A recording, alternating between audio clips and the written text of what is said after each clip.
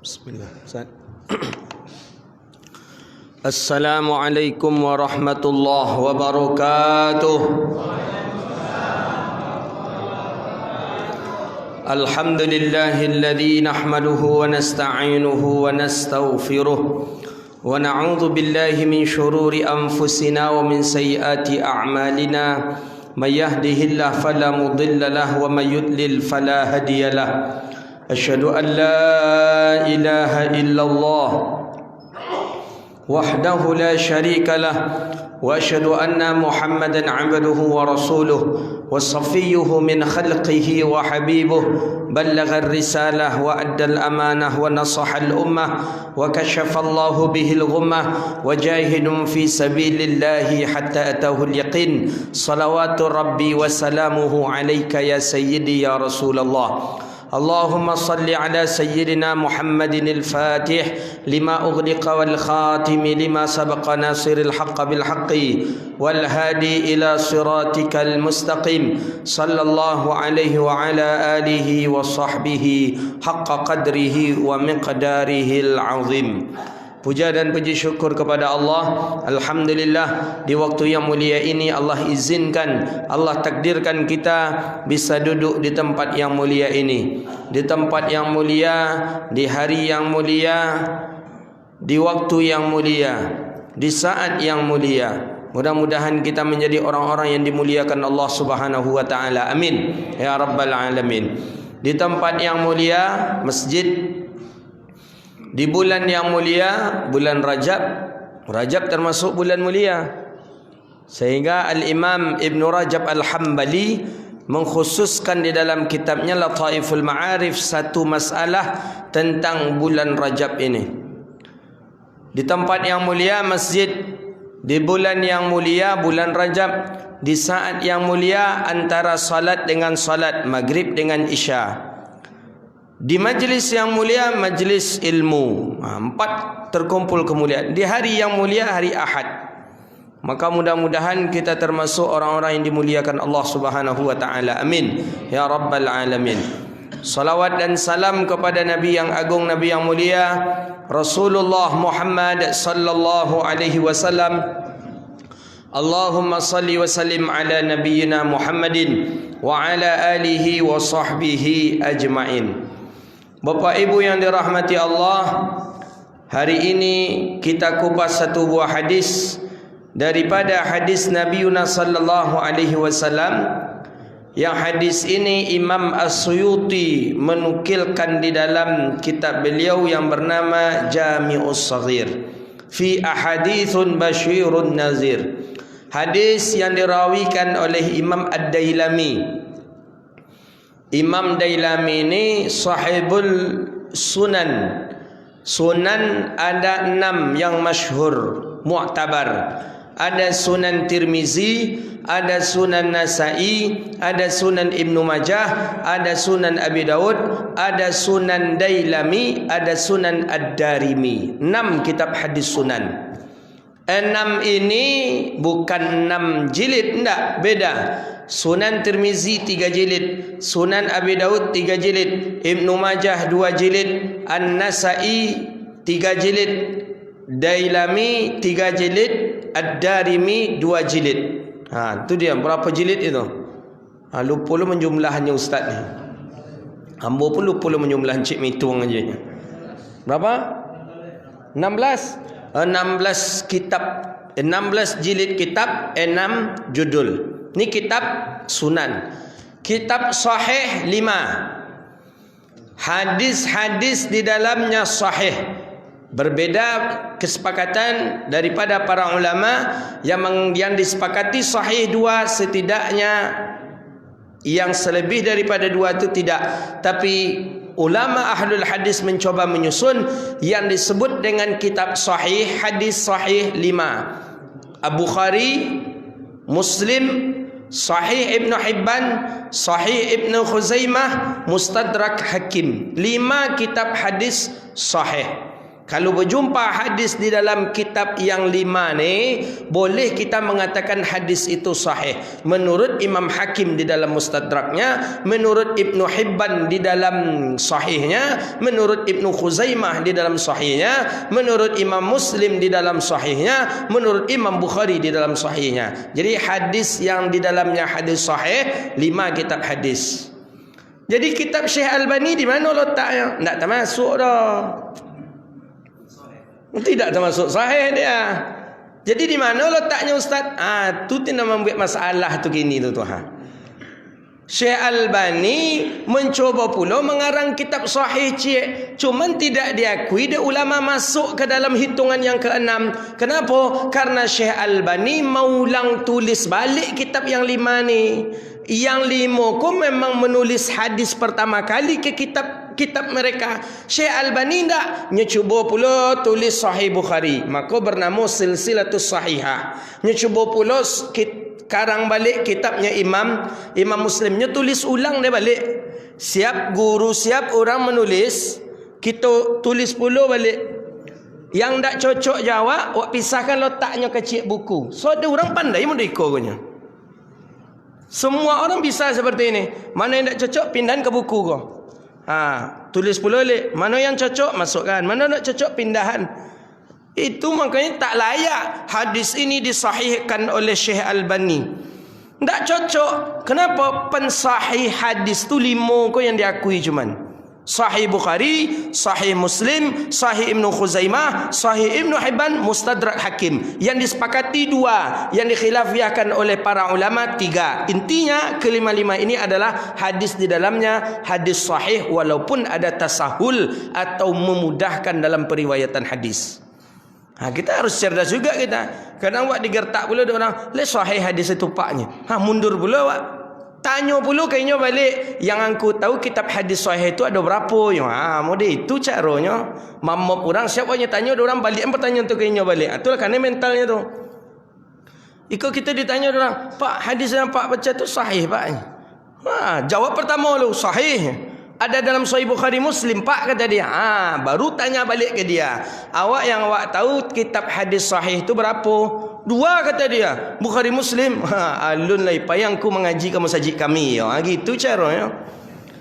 2 kami kitab hadis sahih itu 5 di kami, bukan 2. 5. Tapi hafal dan 3 kau. Jangan berkau apa dan 3 Pak. Itu lupa dia nanya. Itu kacau kalau berdebat je orang tu. Hafal dan 3 kau. Sahih Ibnu Khuzaimah, Sahih Ibnu Hibban, Mustadrak Hakim. Kau 3 hadis. Kau di dalamnya hadis sahih. Jadi 5 kitab hadis sahih tu. Jadi ndak bilang di kami 3 lagi kitab hadis tu. Sahih Ibnu Hibban, Sahih Imam Hakim. Dan ini lebih berhak disebut sahih. Maka para ulama mulai dari kurun ke kurun, jil ba'da jil kata dia, sampai hari ini ulama mengatakan hadis ini di dalam Sahih Imam Ibnu Khuzaimah. Begitu ulama. Hadis ini di dalam Sahih Imam Ibnu Hibban. Hadis ini kadangkala yang ada di dalam 2, di dalam 3 ni tak sahih dalam Bukhari, tapi orang bertiga ni mensahihkan. Kadang-kala Imam Bukhari tak mensahihkan, orang bertiga ni mensahihkan. Kadang Imam Muslim tak mensahihkan, bertiga ni mensahihkan. Maka agak tasahul. Kalau dalam ilmu hadis, tasahul itu agak ringan lah begitu dia. Tidak begitu berat mensyaratkan status hadis sahih. Yang intinya ulama mengatakan 5 itulah dia. Sahih Bukhari, Sahih Muslim, Sahih Ibnu Khuzaimah, Sahih Ibnu Hibban dan Mustadrak Hakim. Apalagi di Rajab ni. Rajab ni banyak hadis-hadis palsu yang beredar itu. Banyak betul hadis-hadis palsu di bulan Rajab. Tapi jangan lupa hadis sahih pun juga ada di bulan Rajab. Ini jangan kita sampai tak pula beramal karena hadis-hadis palsu banyak di bulan Rajab. Lupa kita hadis sahih ada di bulan Rajab. Hadis palsu di bulan Rajab memang banyak. Lebih banyak hadis palsu dibandingkan hadis sahih tentang amalan bulan Rajab. Di antaranya tentang awal masuk bulan Rajab. Waman a'lana fil muslimina Birrajab, siapa yang mengiklankan, mengumumkan tentang masuknya bulan Rajab.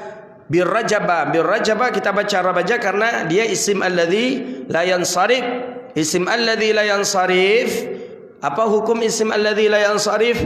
Hukum isim alladhi la yansarif dirafa' dengan dhamah, dinasab dengan fathah, dijar dengan fathah. Kenapa dia dijar dengan fathah? Karena dia isim alladzi la yansarif masuk satu ilat daripada ilat 9. Mana ilat 9? Ijma' wazin adilan, anis bima'rifatin, rakib wadhin udmatan, wasfahu qad kamula.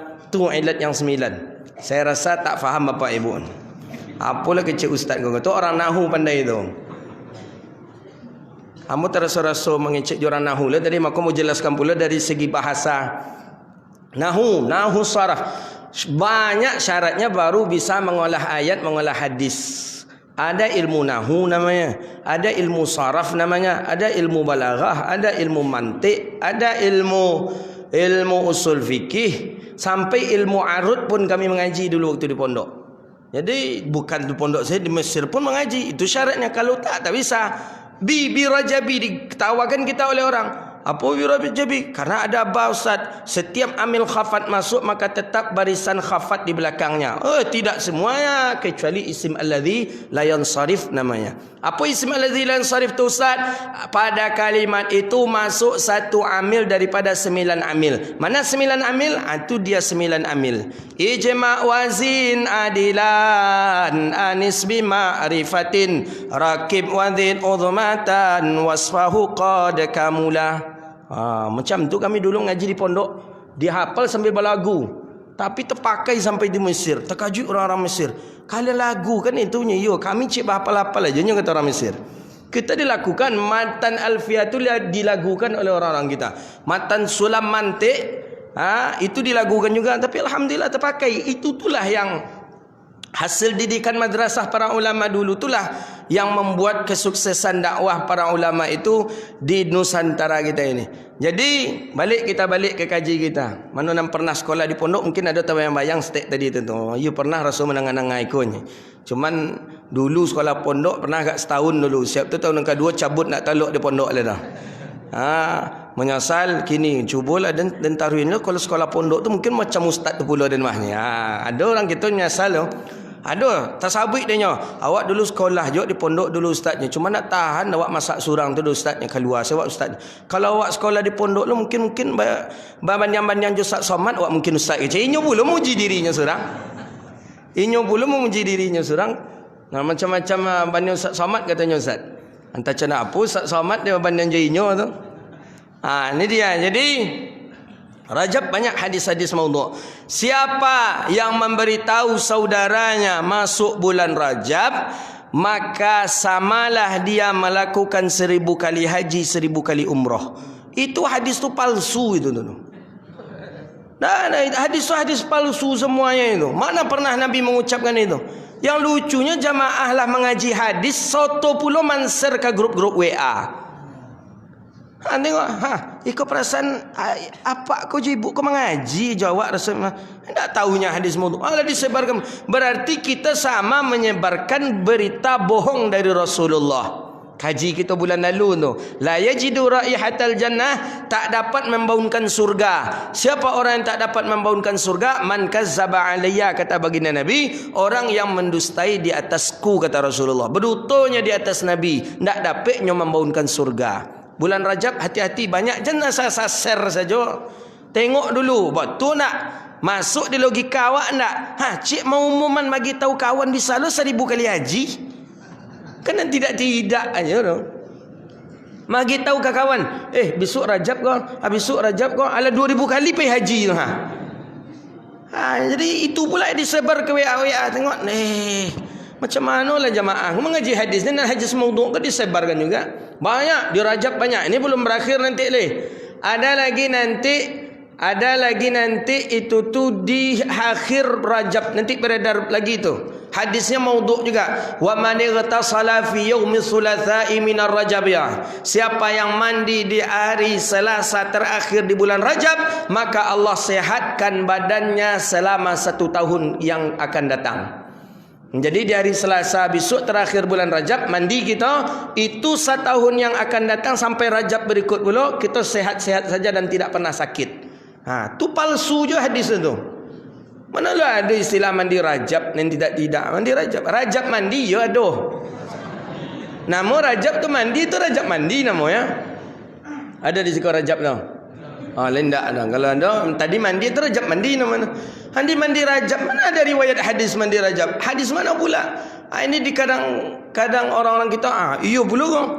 Iyo mandi pula di Rajab tu. Cukup sekali aja. Dan memang ada ini. Maaf ya, orang-orang kejawen ada ni melakukan tradisi ini. Saya dulu ada tukang panen waktu di daerah kami di Kabun dulu. Mandi sekali dalam setahun. Mandi Rajab tu lah. Tapi bagak. Pisau, siap biasa pisau tak? Cucuk lah ke badan ni tak? Apa tidak aja badan dia. Pisau parang tu, gini lah. Parang apa tu? Cincang, tak ada masalah. Kaca, paku, suruhnya menari-nari di situ. Tak apa je tu dah. Tapi yo bentuknya beradik kakak jo kuali berbalikan tu bentuk tubuhnya warna nak mandi tu. Setahun nak mandi, awak aja sehari nak mandi labun kepindiang badan tu. Apalagi setahun pula nak mandi. Innalillahi wa inna ilaihi. Kau nak masuk takut bila hujan tu kancangnya lari tu pergi menyuruk, pergi mencari tampek. Jadi salah satu tandanya jin pun takut kepada air hujan itu tengok orang-orang yang punya ilmu hitam tariknya ajaknya mandi hujan kalau nya talok. Pasti tak sanggup mereka. Orang-orang yang punya ilmu hitam ajak dia mandi hujan. Makanya ada istilah terapi hujan. Terapi hujan. Saya dapat ijazah dari guru saya tentang terapi hujan ini. Ada bapak ibu yang terbiasa sakit kepala. Sakit kepalanya rasa-rasa dicucuk paku tadi tu. Bila hujan, mandi hujan. Bawa mandi hujan. Jadi umpama hujan pas lebat itu, mandi hujan. Ya agak 5 minit lah tu. Jangan sejam pula pucik pula kedinginan bengok. 5 minit balik pulang mandi, sabun badan kita, dah selesai. Itu salah satu obat yang ampuh tu, terapi hujan. Saya alhamdulillah termasuk bagi orang yang lambat punya keturunan. Coba terapi hujan. Saya dah berapa orang saya beri solusi seperti itu dan alhamdulillah berhasil. Ya, dianjurkan mandi hujan. Ya, tidak mesti harus berlari pula. Awak berdua-dua mandi hujan jo, laki di bungkur rumah dan tengok arah ke situ tu hujan lah. Apa jo motor kita jo Honda kita. Ambil Honda pergi situ. Hujan dari situ pujuk hujan lah, tiba pulang sampai rumah. Bukan berarti pas hujan lah bang mandi hujan bang. Nya galak ni ada orang mereka. Hendak bahagia waktu ketek kece orang. You kurang bahagia kinilah membahagiakannya. Air hujan tu bagus itu. Maka orang-orang tua-tua dulu saya masih ingat itu termasuk orang tua saya dulu. Setiap malam Jumat tu Zat dibawanya baskom itu saya pun baru sekarang tahu ni.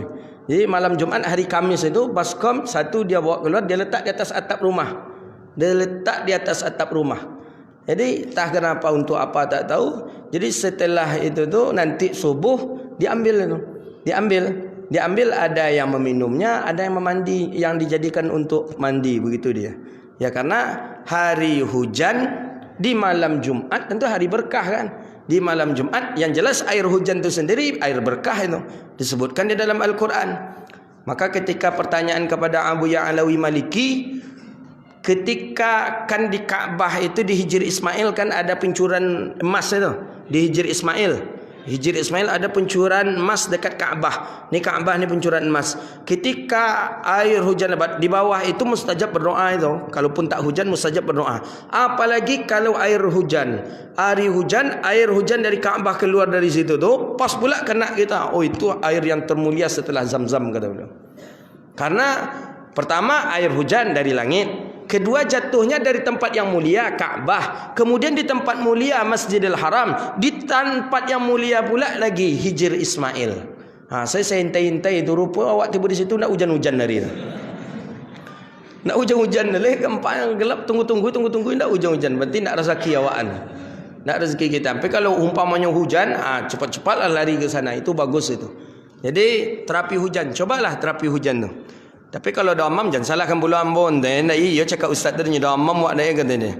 Maka anak-anak tak apa-apa dia mandi hujan sekali-sekali biarlah dia mandi hujan. Tak apa-apa. Cuman diawasi, jangan sampai tak diawasi pula. Diawasi ya mungkin depan pekarangan rumah kita dia mandi hujan, maksudnya memang hujan mubasyarah. Mubasyarah tu memang langsung turun dari langit tu, memang turun dari atas tu. Jangan yang perantara atap lagi tu, ayu atok namanya tu. Ni air hujan tu memang dari air hujan turun ke bawahnya. Begitu dia. Apa sampai kayu hujan pula? Lu masuk ke hadis lah kayu hujan. Apa tadi pembahasan kita? Hadis maudhu'. Jadi itu tidak ada. Banyak hadis-hadis maudhu'. Wa man tasaddaqa bidirhamin. Saya baca tentang hadis-hadis maudhu' di bulan Rajab ini. Imam Suyuti punya kitab namanya Lalailul Masnu'at fi Ahadisil Maudhu'at, 3 jilid. Itu hadis dusta saja di dalamnya. Imam Ibn Qayyim Al-Jauzi punya kitab Al-Mawdu'at. Imam Al-Iraqi punya kitab Tashrifus Sani'atil Masnu'at fi Lalailil Mawdu'at, 4 jilid. Hadis palsu saja di dalamnya. Dalam Rajab ni paling banyak hadis palsu. Hati-hati kita. Hati-hati. Wa man tasaddaqa bidirhamin. Siapa yang dia bersedekah 1 dirham di awal bulan Rajab, fadakhalal jannata bi ayyi babin sya'at. Maka hendaklah dia masuk ke 8 pintu surga yang mana saja ia kehendaki. Hadisnya palsu itu. Wa man shama awwali Rajab, siapa yang puasa di awal bulan Rajab, faka'annama khatamal Qur'ana alfa marrah, maka dia sama mengkhatamkan Quran 1000 kali. Banyak pendutur ya. Tak ada tu dah. Tu tak ada, tu hadis maudhu'. Tapi amalan dalam Rajab, puasa Rajab ada. Jangan tak kira tak ada lagi puasa Rajab. Ada puasa Rajab. Puasa Rajab ada di dalam hadis sahih. Imam Ibn Hibban juga mensahihkan hadisnya itu. Sumu fi syahrillahil haram, kata Nabi. Puasalah kamu di dalam bulan haram. Bulan haram Zulqa'dah, Zulhijjah, Muharram, Rajab. Jadi ada puasa, dalil puasa Rajab ada. Bukan tak ada. Ini kadang ada jamaah yang setelah mendengar ceramah ustaz, kata ustaz ni hadis-hadis tentang puasa Rajab banyak yang palsu. Tidak pula dia puasa. Jangan, ustaz tadi belum selesai membaca itu. Ada hadis sahih yang menganjurkan kita puasa di bulan Rajab. Hadis maudhu'nya ada, hadis sahihnya ada. Kalau sudah ada hadis sahih, ambil hadis sahih, buang hadis maudhu' ni, buang hadis palsu ni. Jadi puasa Rajab tu dianjurkan ustaz, dianjurkan. Ada dalilnya, ada. Tu hadis sahih tadi. Puasalah kamu di bulan haram. Zulqa'dah, Zulhijjah, Muharram dan Rajab. Berapa lama berpuasa? Terserah. Nak 10 hari berpuasa dalam bulan Rajab? Boleh. Nak 15 hari berpuasa dalam bulan Rajab? Boleh. Nak sebulan puasa di bulan Rajab pun juga boleh. Imam Nawawi menukilkan dalam Majmu' Syarah Muhadzab. Imam Abi Ishaq Asy-Syairazi punya kitab fikih 2 jilid namanya Majmu', matan namanya Matan Tahzib. Muhadzab disyarahlah oleh Imam Nawawi, dibuat namanya Majmu' Syarah Muhadzab. Majmu'. Baru 12 jilid beliau sudah wafat, meninggal dunia. Dilanjutkanlah oleh imam berikutnya, takmilatnya namanya. Maka jumlah kitab Majmu' itu sekarang 34 jilid. Tu jumlah kitab Majmu' tu sekarang fi Syarh Muhadzab tu 34 jilid. Tu di dalam tu ada. Nak puasa 1 hari dalam Rajab boleh. Nak 2 hari dalam Rajab boleh. Nak 3 hari dalam Rajab boleh. Nak 1 bulan boleh. Tapi riwayat hadis Sayyidah Aisyah, Nabi SAW tidak ada melakukan puasa yang paling banyak selain Ramadan, kecuali 1 lagi di dalam bulan Rajab. Ada mengatakan Sya'ban, tapi dalam riwayat lain dalam Rajab. Ada mengatakan Nabi puasa Rajab ni 20 hari. Ada mengatakan 10 hari. Tapi kata para ulama, sebagaimana juga dinukilkan oleh Al-Habibana Umar Ibn Al-Hafiz, kalau kita ingin tahu kita dapat malam Lailatul Qadar besok di bulan puasa besok, tengok amalan kita di dalam Rajab. Kalau bagus pengabdian kita kepada Allah dalam bulan Rajab, insya-Allah kita dapat malam Lailatul Qadar. Tapi kalau di Rajab biasa-biasa saja, itu putus harapan kita, rasanya sulit kita mendapatkan malam Lailatul Qadar. Begitu kata beliau. Jadi Rajab ini isti'dad, persiapan untuk masuk ke dalam bulan Ramadan. Gitu. Jadi puasalah kita. Hari Sabtu puasa bulan Rajab boleh Ustaz? Boleh. Jumaat puasa Ustaz? Boleh. Puasa Rajab kapan saja dibolehkan. Karena ada nilai Rajabnya. Begitu dia. Jadi rugi kita. Setidaknya puasa sehari jadilah di bulan Rajab. Jangan sampai tidak ada berpuasa kita dalam bulan Rajab, rugi rasanya. Puasalah di bulan-bulan Rajab. Mandi Rajab tidak ada. Salat Rajab ragaib. Malam tadi saya di Dumai. Ada orang Dumai melakukan salat sunat ragaib Rajab. Salat sunat Rajab bernama salat sunat ragaib. 20 rakaat. Para ulama sudah berkomentar tentang riwayat hadis itu maudhu'. Ada yang mengatakan dhaif. Yang jelas Imam Nawawi mengatakan bid'atun munkarah. Para ulama lain begitu. Yang mengamalkan adalah Imam Al-Ghazali rahimahullah. Jadi kita tidak merekomendasikan untuk salat itu. Sedang Imam Ghazali membolehkan Ustaz. Ya, kalau orang yang melakukan silahkan saja. Cuma kita tidak merekomendasikan karena sudah banyak qadiyah para ulama berbicara tentang salat sunat ragaib. Jadi awal Rajab antara maghrib dan isya ada nama salat sunatnya ragaib 20 rakaat. Orang di rumah banyak melakukannya. Itu banyak yang ditanya kepada saya. Jadi saya jawab dengan seperti itu. Para ulama sudah berkomentar. Ada yang mengatakan hadisnya maudhu', ada yang mengatakan hadis dhaif, ada yang mengatakan bid'ah munkarah, ada yang mengatakan itu tidak boleh dia amalkan, sayyi'ah dan lain sebagainya. Tapi Imam Ghazali ada menganjurkan, ada melakukan itu. Jadi kalau begitu kita tidak merekomendasikan untuk orang melakukannya. Tapi kalau mereka melakukan terserah mereka. Ya, pahala tentu Allah menerima adalah Allah Rabbun Jalla Jalaluh. Hadis Imam Suyuti tadi. Jadi yang merawikan hadis kita ni Imam Jalaluddin Abdurrahman As-Suyuti. Imam Suyuti ini ulama hadis yang banyak kepakarannya dalam bidang tasawuf, juga pakar dalam bidang hadis, dalam bidang fikih, tidak diragukan lagi. Beliau setiap minum zam-zam berdoa selalu ingin hafal hadis sebanyak gurunya. Gurunya hafal hadis, Ibn Hajar hafal hadis 900,000 hadis. 900,000 hadis. Jadi setiap minum zam-zam beliau berdoa. Doa beliau, ya Allah, jadikan pula lah hafalanku seperti hafalan guruku. Banyakkanlah hafalanku seperti hafalan guruku. Minum zam-zam itu dianjurkan. Al-zamzamu liman syuribalah, kata Nabi dalam hadis Sahih Muslim, bahawa sesungguhnya zam-zam itu bagi orang yang meminumnya. Kita niat zam-zam untuk dapat jodoh, Allah beri jodoh. Kita minum zam-zam untuk Allah sehatkan, Allah sehatkan. Kita minum zam-zam untuk dapat keturunan, Allah beri keturunan. Itu Nabi SAW bersabda dalam riwayat hadisnya. Jadi Imam As-Suyuti minum zam-zam ini niat beliau untuk hafalannya seperti hafalan gurunya. Itu terus minum zam-zam. Ternyata betul Allah takdirkanlah Imam Suyuti hafalan hadisnya seperti hafalan daripada gurunya rahimahullahu ta'ala. Hadis ini juga Imam Ad-Dailami merawikan di dalam musnadnya. Hadis riwayat Abdullah bin Abbas. Abdullah bin Abbas sepupu Nabi, namanya Abdullah. 3 tahun Nabi menjelang hijrah baru dia lahir. Jadi ketika Nabi wafat umur Abdullah bin Abbas 13 tahun. Kecil sekali. Tapi walaupun kecil, ketika kecil itulah dia banyak mengaji kepada para sahabat, mengaji kepada Abu Bakar, mengaji kepada Umar, banyak mengaji. Sehingga banyaklah beliau mendapatkan riwayat hadis. Namanya Abdullah, ayahnya namanya Abbas. Maka bernamalah dia Abdullah bin Abbas. Dia didoakan oleh Nabi, dipegang bahunya oleh Rasulullah, bahu kirinya. Didoakan oleh Nabi, Allahumma faqihhu fid din wa 'allimhu ta'wil. Ini sunnah kita baca ke anak-anak kita. Sunnah kita membaca doa ini kepada anak-anak kita. Pegang bahunya sebelah kiri, baca doa ini di dekat kepalanya. Allahumma faqihhu fid din wa 'allimhu ta'wil. Allahumma ya Allah, beri pemahamanlah kepadanya tentang agama ya Allah. Wa 'allimhu ta'wil, dan ajarkan pula lah kepadanya tentang ta'wil. Ta'wil ni minal ma'lumat, daripada ilmu-ilmu yang belum diciptakan atau yang belum dipelajari. Itu dianjurkan kita untuk membaca doa itu kepada anak-anak kita.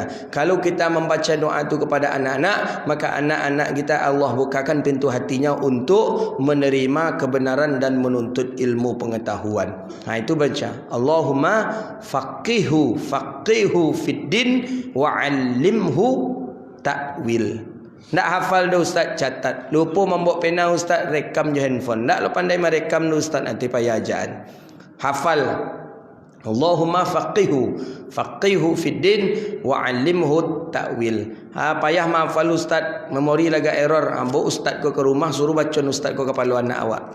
Kalau anak nak niu dah ustaz, anda antilah nak ampun nak niu elok. Sekali jadi baca itu untuk anak-anak kita. Itu anjuran itu. Itu anjuran Nabi sallallahu alaihi wasallam. Ini Abdullah bin Abbas wafat di daerah Taif, sampai hari ini masih ada makamnya. Saya 2 minggu yang lalu ke Taif. Taif itu 3 jam dari kota Makkah. Udaranya sejuk, hijau, pemandangan hijau. Kalau orang-orang Arab tu mengistilahkan seperti puncak di Bogor. Puncak di Bogor kan dingin, sejuk, hijau itu. Di Taif itulah dia. Kalau di Makkah gersang, Madinah agak gersang, tapi kalau pergi kita ke Taif, Taif itu hijau, penuh dengan daun-daunan tumbuh-tumbuhan. Maka pabrik parfum terbesar di Arab itu ada di Taif. Beliau wafat di Taif, meninggal di Taif. Kami sempat kemarin menengok, ada Nabi kan hijrah ke Taif. Dilempar oleh anak-anak Taif dengan batu Nabi. Dilempar dengan batu. Berdarah baginda Nabi. Akhirnya baginda Nabi muttakian. Muttakian tu menahan macam ni ke batu. Nabi tahan ke batu seperti ini. Lunak batu itu. Lunak batu tadi dan berbekas jari baginda Nabi. Kepalan baginda Nabi berbekas di batu itu. Dan batu itu sampai sekarang masih ada di Taif. Dan kami menengoknya kemarin. Maka bernama Masjid Qa' nama. Dibuat masjid sedikit kecil saja. Masjid paling 3x3. Jadi bernama Masjid Qa', dan itu pas seperti kepalan tangan baginda Nabi. Lunak batu tadi. Ketika itu kan Jibril turun. Muhammad, apakah aku balikkan mereka? Aku timpakan gunung itu kepada mereka, kata Jibril. Nabi mengatakan jangan. Fa innahum la ya'lamun. Allahumma hdihim fa innahum la ya'lamun. Ya Allah, beri hidayahlah mereka ya Allah, karena mereka tidak mengetahui. Akhirnya orang Taif itulah orang yang paling sangat dekat dengan Nabi, yang paling ramah dan paling bersahaja dengan Nabi sallallahu alaihi wasallam. Abdullah bin Abbas, periwayat hadis yang akan kita baca ini, beliau diwafatkan dan dimakamkan di daerah Taif. Taif 3 jam dari kota Makkah. Tak semua jemaah haji, jemaah umrah ke sana. Kalau ingin bisa sampaikan ke mutawifnya, bawa kami ke Taif ustaz. Begitu. Insya-Allah akan dibawanya. Tapi tentu membayu pakai piti. Bawa kami ke Taif ustaznya. Piti nak dia gen ke ustaz tu dah. Ustaz nak jadi kami diajak ke ustaznya lah. Jadinya atau alun jalannya. Piti nak ada bagian dah. Kadang jemaah kau colotek-colotek. Jadi Makkah tu kadang salahnya pembimbingan dah. Ustaz Abu Zara pengalaman mungkin. Ustaz kau nya tempatan tahu kecilnya ikut-ikutnya. Jemaah kau keluar piti tak je dah. Nya mana nan saku berjahit di Indonesia, tiba di situ berjahit je saku ya. Tak faham Ustaz Abu, kau faham dah saku berjahit. Saku berjahit Ustaz. Pencikiknya di Pekanbaru kau payu umrah pun pencikik je jemaah kau. Ya, payah keluar. Pada pula salah tiba di situ di tanah haram. Keluar piti tanah haram. Berlipat ganda bersedekah di tanah haram. Berlipat ganda salat di tanah haram. Maka bernama tanah haram tu, itulah dia. Dikhususkan berpahala. Berbeza amalan soleh di tanah haram dengan di Pekanbaru. Salat di sana berbeza pahala dengan salat di sini. Bersedekah di tanah haram berbeda bersedekah di sini. Baca Quran tanah haram berbeda dengan baca Quran di sini. Aku membok piti 5 juta, pulang bekonya bawa je 5 juta kali. Berarti berapa tinggalnya? 1 juta aja terpakai di Makkah. Tinggallah saja 5 jutanya, mencari di Indonesia nak sampai sebulan 5 juta. Begitu. Siapa yang kapai haji pai umrah itu buat. Tinggal situ, serahkan ke orang, banyak orang-orang sedekahkan bagi piti tu. Begitu sancaknya begitu. Cuman tadi tu je, kalau banso dengan saku berjahit tu, berjahit je taruh. Tak pernah kuyak saku tu, entah mati suruh kuyak saku. Bapak ibu yang dirahmati Allah, masuk ke hadis Nabi. Hadis Nabi, jadi hadis rawahu Imam Ad-Darimi dan dinukilkan juga oleh Imam Suyuti dalam Jami'us Saghir, hadis Abdullah bin Abbas. Arba'u da'wati la turad, dan mengatakan la tarud. Ada 4 doa, posisi berdoa yang tidak ditolak oleh Allah. Dalam arti kata langsung dikabulkan oleh Allah doa kita. Ketika kita bermunajat kepada Allah, ketika kita memohon kepada Allah, ada 4 posisi berdoa. 4 ini doa kita langsung diterima oleh Allah, langsung dikabulkan oleh Allah. Mana dia? Yang pertama, al-hajju hatta yarji'a.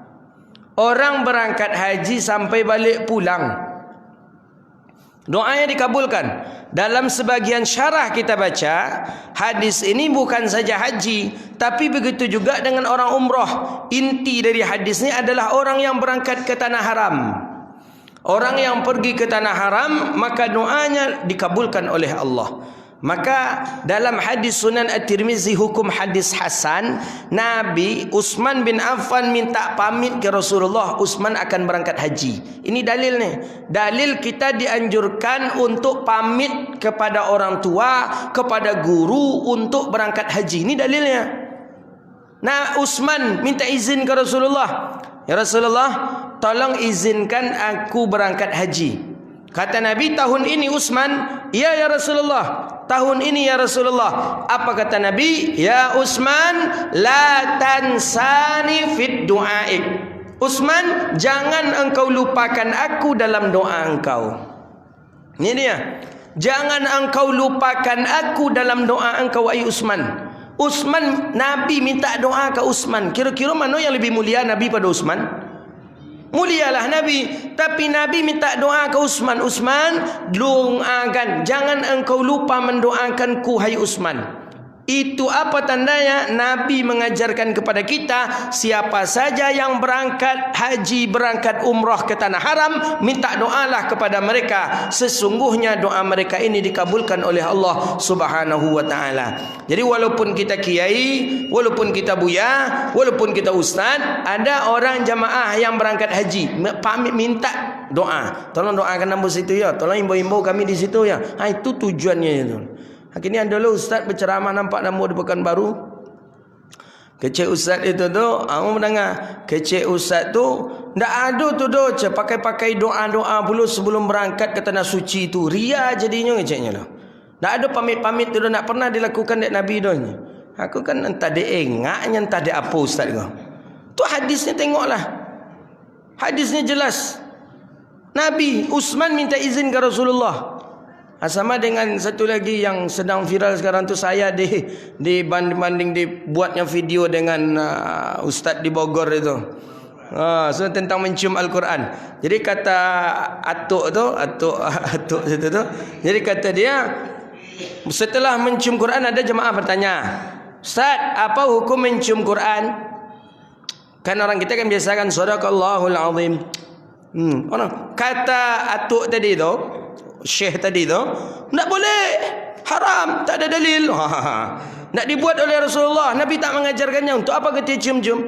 Saya dah lama ceramah saya itu, dah 2 tahun 3 tahun yang lalu itu, diambilnya video saya. Saya dalam kajian itu mengatakan itu boleh, dianjurkan karena ada asar.